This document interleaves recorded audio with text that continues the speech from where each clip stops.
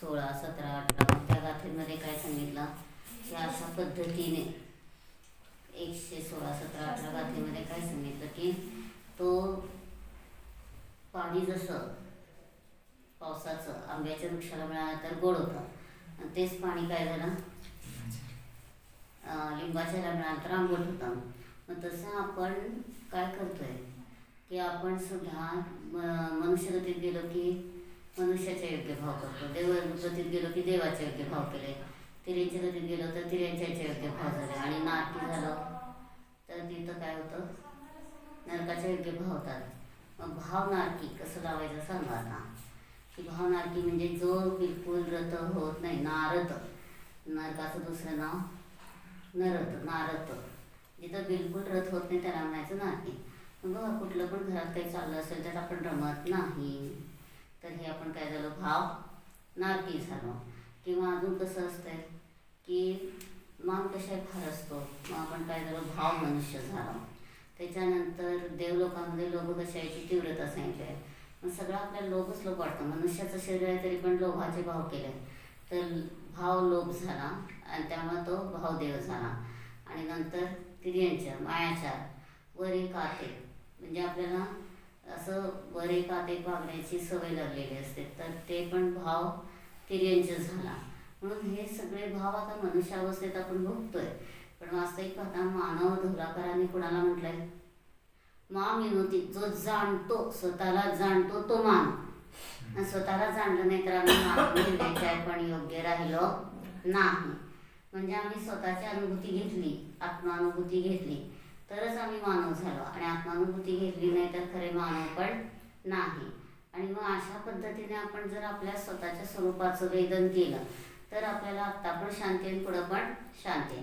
मग काय सांगितलं होतं भिंत म्हणावं लागत नाही लगेच जाणतो आपण, फरशी म्हणावं लागत नाही लगेच जाणतो. मग त्याच्याऐवजी काय सांगितलं त्याच्याऐवजी आपण मी ज्ञानमय आहे अशी जाणीव केली आणि ही जाणीव केली तर आपल्याला आत्ता पण शांती आणि पुढं पण शांती. आणि ही जर जाणीव केली नाही तर आपल्याला आत्ता पण दुःख आहे आणि पुढं पण दुःखच आहे. म्हणून जितकं आपण माझ्या ज्ञानदर्शन स्वरूपाचं मी वेदन करतो तितकं मला शांतीच शांती आहे.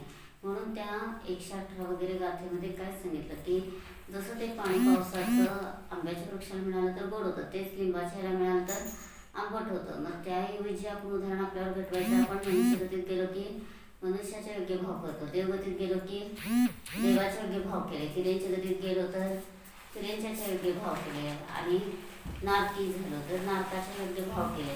म्हणजे हे सगळे भाव आपले कसे चालले चुकीचे चाललेत. म्हणून मी माझा न्याय काय असं आपण सारखं स्वतःला जाणलं तर आपल्याला आत्ता पण शांती आणि पुढं पण शांती आहे. म्हणून प्रवचन सारचा पहिला अध्याय कोणता सांगितला ज्ञानतत्व प्रज्ञापन. मग ज्ञानतत्व म्हणजे सम्यक ज्ञानाची मुख्यता सांगितली आणि दुसऱ्या याच्यामध्ये काय सांगितलं ज्ञेयतत्व प्रज्ञापन. ज्ञेयतत्व म्हणजे त्याला दुसरं नाव काय दिलंय सम्यक दर्शनाचा तो काय आहे अधिकार सांगितला. म्हणजे दुसऱ्या याच्यामध्ये सम्यक दर्शनाची मुख्यता आहे. आणि तिसरा अध्याय काय सांगितला चरणान्युग चुलिका. मग चरणान्युग चुलिकेमध्ये काय आहे जो अशा रीतीने ज्ञान दर्शनपूर्वक चिंतन करून आत्मानुभूती घेतो त्याचं चारित्र्य आपोआपच इतकं उज्ज्वल प्रगट होतं की आत्मनिर्भरता त्याच्या जीवनामध्ये प्रगट होते. आणि अशी आत्मनिर्भरता प्रगट होते की तिथं त्याला प्रत्येक क्षणी अतिंद्रिय आनंदाची काय होते प्राप्ती होते. मग काल आपण महाराजजींचं चरित्र पाहिलं होतं की महाराजजींनी एवढ्या सगळ्या काय म्हणतो डॉक्टर असून सुद्धा सगळं बाहेरचं त्यांना भरपूर चांगलं होतं, पैसा होता, सगळं होतं, पण त्यांनी दीक्षा का घेतली का घेतली दीक्षा महाराजजींनी खऱ्या ज्ञानाची प्राप्ती झाल्यावर खरा आनंद त्यांना भोगायची रुची झाली आणि त्यामुळे त्यांनी बाहेरचं हे मला आडंबर काहीच नको म्हणून सहजच काय झालं त्यांना दीक्षेचे भाव झाले. मग तिथं त्यांनी किती वेगवेगळ्या पद्धतीने मुनी अवस्थेचा प्रयोग केले, वेगवेगळे प्रयोग करून त्यांनी त्यातनं सुद्धा स्वतःचा अतिंद्रिय आनंदच चाकला. त्यांना बाहेरच्या खाणं पिणं मौज मजायची रुचीच नाही. खूपदा महाराज आहार घेता घेता खाली बसायचे. मग सगळ्यांनी विचारायचे काय नाही केस निघाला नाही काय नाही कशाची अंतराय पाळली तुम्ही? तर ते म्हणाले माझा विकल्प संपला. म्हणजे तिथं खाण्याचा विकल्प संपला म्हणून तिथं त्यांनी काय केलं, खालीच बसले. म्हणजे त्यांना इतकी रुची आत्म्याची लागली की त्यांना बाहेरची रुची नको वाटायची. किंवा प्रवचन सांगता सांगता लगेच पटकन आतमध्ये स्वतःला जायचं. आहार घेता घेता स्वतः सानिध्यातल्या लोकांना लक्षात यायचं की ते आहार घेता घेता पण स्वतःला जाणतायत आणि प्रतिक्षिप्त क्रियेने चावण्याचं काम चाललंय आहाराचं, पण आतमध्ये स्वतःला जाणतात आणि स्वतः मार्गस्थ झाले. मग असं आपण सुद्धा प्रयोग करू शकतो की नाही? आपल्या जीवनामध्ये करू शकतो. पण आपण काय करू लागलो? खायचं प्यायचं मौज मजा करायची, विभाव परिणाम करायचं, ह्यातच आपण अडकायला लागलोय. पण तेच मी चिदानंद म्हणून जाणलं तर आपल्याला आत्ता पण शांती आहे, पुढं पण शांती आहे. मग अंतर्मुहूर्तात उपयोग बदलतो. त्या बदलणाऱ्या उपयोगाचा आपण काय करतोय? उपयोग शुभातनं अशुभात जातो, अशुभातनं शुभात जातो. मग शुभातनं शुद्धात गेलो, शुद्धातनं परत शुभात आलो, परत शुद्धात गेलो, परत शुभात आलो. आणि असं जर आपण वारंवार करू लागलो तर आपल्याला आत्ता पण शांती आहे, पुढं पण शांती आहे. आणि जर आम्ही हा शुभ-शुद्ध प्रवास केला नाही तर तिथं काय आहे? शुभाशुभाचा खेळ चाललाय. शुभाशुभाचा खेळ करून असं बंदच झाले. शुभाने पुण्य बंद होतं, अशुभाने पाप बंद होतं. पण हा मी चिदानंद म्हणून आम्ही स्वतःला जाणलं तरच आम्ही काय होतो? अतिंद्रिय आनंदाला प्राप्त होतो. म्हणून मला माझा आनंदच भोगायचा आहे. मला माझा आनंद सोडून बाहेरच्या ह्या विभावाची रुचीचं नको. आणि किती आयुष्य राहिलं आता आपलं? कोणत्याही क्षणी आपलं आयुष्य संपू शकतंय. मग राहिलेल्या आयुष्याचा उपयोग काय करायचा आहे? स्वतःला जाणण्यासाठी करायचा आहे. आणि असं जर स्वतःला जाणण्यासाठी केला तर आपल्याला शांती आहे. मग ते 1-2 लेख वाचून पण दाखवले ना महाराजांचे, की त्यामध्ये त्यांनी कशी साधना केली, कसं त्यांनी स्वतः जाणलं आणि स्वतःमध्ये कसे ते राहिले. आणि किती बाहेरचं संकट आलं, किती काही कोण म्हटलं तरी सुद्धा आपल्या न्यायिक स्वरूपाचीच त्यांना रुची होती. आणि अशी न्यायिक स्वरूपाची रुची होती की बाहेरची रुची संपली. आपल्याला कशी असते रुची? सारखं आपण त्या मोबाईलला घेऊन बसतो. सकाळपासून बघितलं की नाही मोबाईल? काय एकदा पण नाही बघितला. काय दिसलं त्याचं? आत्मा दिसला? आत्म्याचा आनंद आला का? काहीच नाही. म्हणजे आपण ज्यात आनंद नाही आहे त्यात हे करतो. म्हणून न्यायदीपिका काय सांगते? जिथं ज्ञान आहे तिथं आनंद आहे. बाहेरच्या अचेतन वस्तूंमध्ये ज्ञान पण नाही आणि आनंद पण नाही. मग आपल्याला त्या अचेतन वस्तूतनं आनंद शोधायला आपण निघालो तर कसं आहे? किती वाळूचे कंठ गळले तरी त्यातनं तेल गळत नाही. तसं बाहेरच्या अचेतन वस्तूंमधून किती पण आपण आनंद मिळवण्याचा प्रयत्न केला तरी त्यातनं आनंद मिळत नाही. बघा, वेगवेगळे कपडे घालून बघितले, वेगवेगळे खाऊन बघितले पदार्थ, वेगवेगळे दागिने घालून बघितले, अजून काहीतरी नवीन नवीन करून बघितलं. पण हे सगळं करून सुद्धा शेवटी काय लक्षात आलं की सगळे हे पदार्थ स्पर्श रस गंध वर्णाने सहित आहेत आणि ज्ञान आनंदाने रहित आहेत. मग जे स्पर्श रस गंध वर्णाने सहित आहेत आणि ज्ञान आनंदाने रहित आहेत त्यात आपण कितीही शोधलो तरी आपल्याला आनंद मिळणार नाही. म्हणून आपल्याला आनंदी जगायचं असेल तर त्याच्यासाठी एकच मार्ग सांगितलाय की स्वतःच्या स्वरूपाला जाणायचं. म्हणून 196 का 296 गात आहे बघा प्रवचन सारणी, त्यात त्यांनी 4 ध्यानाचे प्रकार सांगितले. ध्यान चिंता, ध्यानान्वय सूचन आणि काय राहिलं? ध्यान संतान, ध्यान चिंता आणि ध्यानान्वय सूचन. तर ह्या सगळ्यामध्ये काय तर ध्यान एक कॉमन फॅक्टर सांगितला. एकाग्र चिंता निरोधो ध्यान. एक आत्मा जिथं अग्र म्हणजे मुख्य केला आणि त्याला मुख्य करून जो जाणतो तो एकाग्र चिंता निरोध हे काय झालं? ध्यान झालं. आणि अशा पद्धतीने आपण स्वतःला जाणलं तर ते सम्यक ध्यान झालं. ध्यानाचे प्रकार परत काय सांगितले? अर्थ ध्यान, रौद्र ध्यान, धर्मध्यान आणि शुक्ल ध्यान. अर्थ रौद्र ध्यानात तर बाहेरचा विषय आहे. धर्मध्यानामध्ये स्वभावाचा विषय आहे. आणि असं स्वभावाचा विषय असून परत काय केलं की स्वतःला जाणण्यासाठी आपण तिथं स्वतःला विषय बनवून मतिशुद्ध प्रमाणात्मक साधनाने जाणलं तर आपण अतिंद्रिय आनंदाला प्राप्त होतो. म्हणून आपला स्वतःचा विषय आपल्यामध्ये आहे, जाणणारं मतिशुद्ध ज्ञान साधन पण आपल्यामध्ये आहे. आणि ते जर योग्य विषय आणि योग्य साधन असेल तर आपण आत्ताच आनंदाला काय होतो? प्राप्त होतो. आनंदी जगण्यासाठी मला बाहेरच्या कोणत्याच जड वस्तूंची गरज नाही. मग काय सांगितलं तर जडेश्वर, ज्ञानेश्वर आणि विभावेश्वर. जडेश्वर कोण होतं? जो जडाला आपलं समजतो तो जडेश्वर झाला. शरीर माझं, पैसा माझा, सगळं माझं माझं म्हणून केलं तर तो जडेश्वर झाला. आणि जो रागाने विकारी भावांना आपलं समजतो तो विभावेश्वर झाला. आणि हा मी चिदानंद स्वतःला जाणलं तर ज्ञानेश्वर झाला. म्हणून माझं ज्ञानाचं ऐश्वर्य माझ्यामध्ये आहे. आणि जितकं ज्ञानाचं ऐश्वर्य माझ्यामध्ये ते जाणलं तर मला शांती आहे. आणि जितकं विभावभाव करतो तितकं विभावेश्वर झालो. जितकं शरीर वगैरे परद्रव्य आपले नसताना आपलं समजून त्यात अडकतो तर तितकं आपण काय झालं? जडेश्वर झाला. मग फॉरेनमध्ये एक मनुष्य 53 वर्षापर्यंत त्यांनी काही दान केलं नाही. आणि 53 वर्ष असाध्य रोगाने पीडित झाला की डॉक्टर म्हणाला आता तू मरणार म्हटलं की त्यांनी काय केलं? लगेच सगळी संपत्ती दान करून. आपण असतो तर काय केलं असतं? थोडं मुलाला राहू दे, थोडं नातवाला राहू दे, अजून कुणाला राहू दे, कुणाला आपण हे केलं असतं ना, विभागणी करून थोडंसंच दान केलं असतं. पण त्यांनी काही नाही, झटकन सगळं दान करून टाकलं. तर तो पुढं 98 वर्षापर्यंत निरोगी राहिला. म्हणजे आपल्याला का बरं दान करायचं असतं तर अंतराय कर्म कमी झालं. विघ्न करणं हे काय आहे? अंतरायचं काम. मग जे विघ्न आपल्याला येत आहे सारखं तर ते अंतरायचं काम. आणि बघा जर आपण जितकं अगदी मनपूर्वक प्रायश्चित्त करतो, दान करतो, तितकं एकदा सुद्धा आता इथून पुढे आपल्या जीवनात असा प्रसंग येणार नाही. फक्त आपल्याला भाव पाहिजेत की मला हे शुद्धतेचंच व्हायला पाहिजे, शुद्धतेचंच करायचं आहे आणि माझ्या जीवनात मी चांगलंच राहणार. आणि का शरीर रोगी होतं तर एक तर आपण औषधदान केलं नाही, रोगांचा तिरस्कार केला, अपमान केला, आनंद मानला किंवा सेवा केली नाही.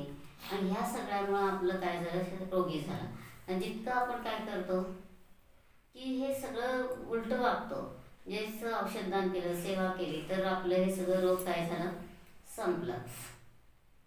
पण आपण फक्त विवळत बसतो, मला बरं नाही, मला असं झालं तसं झालं. पण असं म्हटल्याने काय आपण त्यातनं सुटू शकतो का? तर सुटू शकत नाही. जितकं आपण ह्या न सुटण्यासाठी सारखं मी माझा न्याय काय हे आतमधला उपाय केला आणि बाहेरचा पण उपाय काय झाला? सहजच सेवा, औषधदान वगैरे होऊन गेलं. मग उपायाचा अर्थ काय आहे? उप म्हणजे निकट, अय म्हणजे इणगतो, गत्यर्थ धातूने अनार्थक असतात. म्हणून आपण स्वतःच्या निकट असलेल्या आत्म्याला जाणला हा खरा सत्य उपाय आहे. आणि मग बाहेरचा पण सगळे उपाय काय झाले? सहजच झाले. आणि ते करताना त्यातनं आपण अपेक्षा ठेवून करत नाही, सहज निरपेक्ष रूपाने केलं. आणि असं निरपेक्ष रूपाने केलं तर तिथं काय झालं की आपल्या जीवनामध्ये सहज सुधारणा झाली. म्हणून आपल्याला प्रत्येक क्षणी मी न्यायक आहे हा तर सत्य उपाय आहेच, पण न्यायक आहे त्याच्याबरोबर मला बाहेरचं सुद्धा काय माझं चुकतंय ते शोधायचं आहे. खरे देवशास्त्र गुरुच भजू, देवादी भजणार नाही. किंवा ज्या पूजेमध्ये हे सगळं सकलीकरण, होम हवन वगैरे चाललेलं आहे तिथं सुद्धा आम्ही अनुमोदना द्यायला जाणार नाही. हे आपल्याला हे सगळं तर माहीत झालं आहे. आणि 4था भाग जर वाचला श्रावकाच्या संग्रहाचा तर त्यात त्यांनी हे सगळं घेतलंय की कशा पद्धतीने खऱ्या देवशास्त्र गुरुनाच भजलं पाहिजे. सगळे लेख आहेत त्याच्यामध्ये श्रावकाच्या संग्रह 4थ्या भागामध्ये प्रस्तावनेमध्ये. पंचामृत अभिषेक का करायचं नाही किंवा हे बाहेरचं होम हवन वगैरे का करायचं नाही, अशुद्ध क्रिया का करायचं नाही, सगळं त्यात डिटेल आहे. ते जर आपण वाचलं तर आपल्या जीवनात सुधार झाल्याशिवाय राहत नाही. मग बघा की आता एका राजाकडं काय होतं, त्याला कुणीतरी नियम दिला की हा भक्ष्य खायचं नाही. आणि तो नियम घेतल्यानंतर काही दिवसानंतर त्याला ते काय नियम असतो का असं म्हणून त्याला उलटं सांगणारे लोक भेटले आणि त्याला पण भाव बदलले. आणि त्यांनी मग आचार्याला सांगितलं जोपर्यंत जेव्हा माझ्याबरोबर कोणी जेवायला नसेल तेव्हा मला अभक्ष्य द्यायचा. आणि असं सांगितलं रोज तो बनवून ठेवायचा. आणि हा याच्याबरोबर राजा म्हटलं कोणी ना कोणी असणारच. आणि एक दिवस पण असा मिळाला नाही की तो एकटा आहे. आणि त्याचं फळ काय झालं, विचारानेच तो पाप करतोय ना, तर तो कुठे झाला गेला? तंदुल मत्स्य म्हणून नरकात गेला. तंदुल मत्स्य झाला. हा.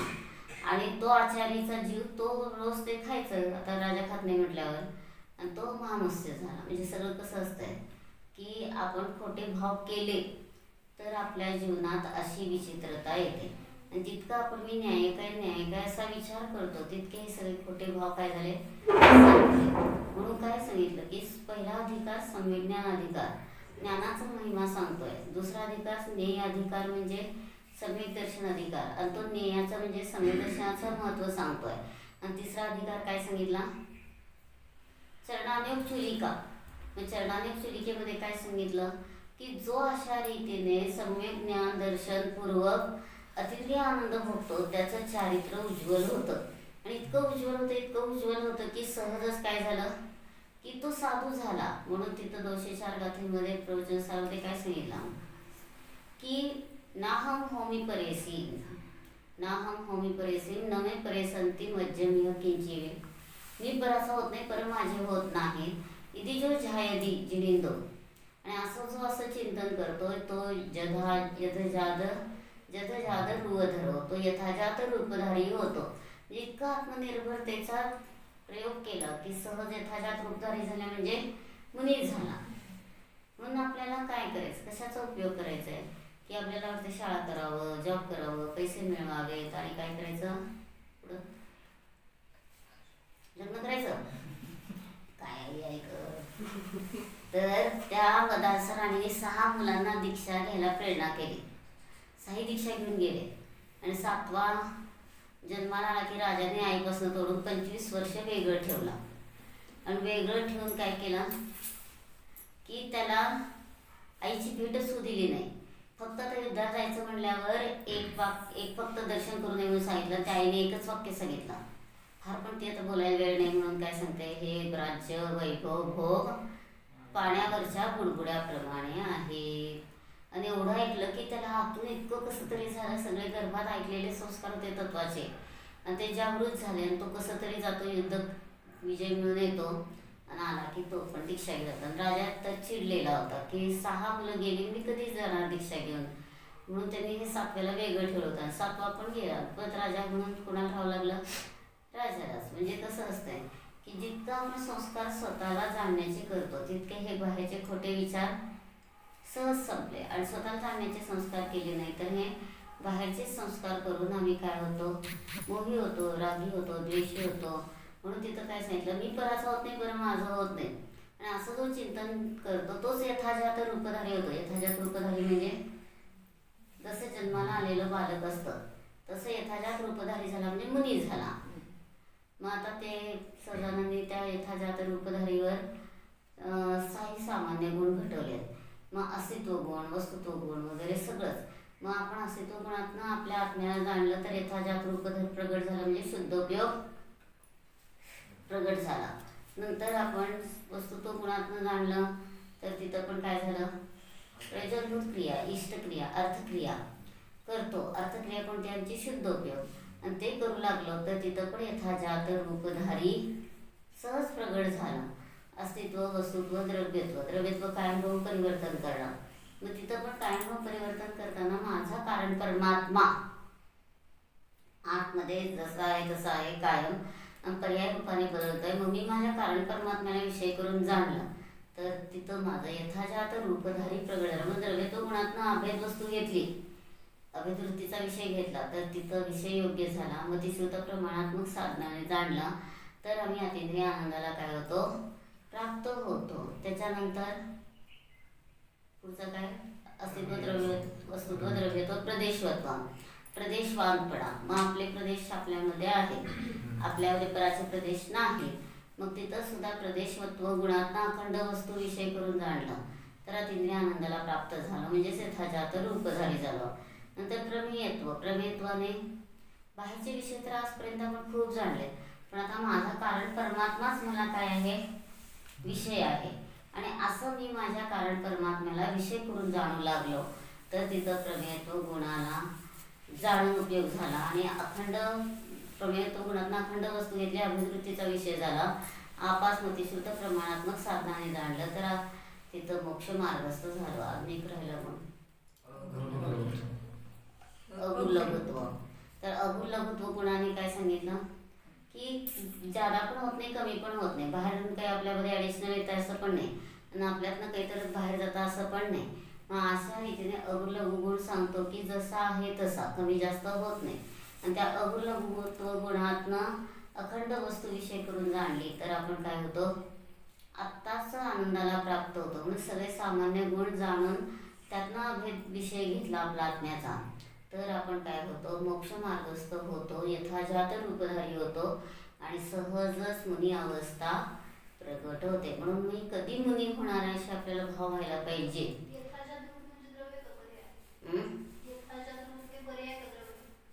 यथाजात रूपधारी म्हणजे यथाजात म्हणजे जसं आहे तसं म्हटलं तर विषय झाला, आणि रूपधारी होतो म्हटलं तर पर्याय पण झाले. दोन्ही जसं विवक्षा असेल तसं लावून द्यायचं, म्हणजेच तो काय झाला, मुनी झाला.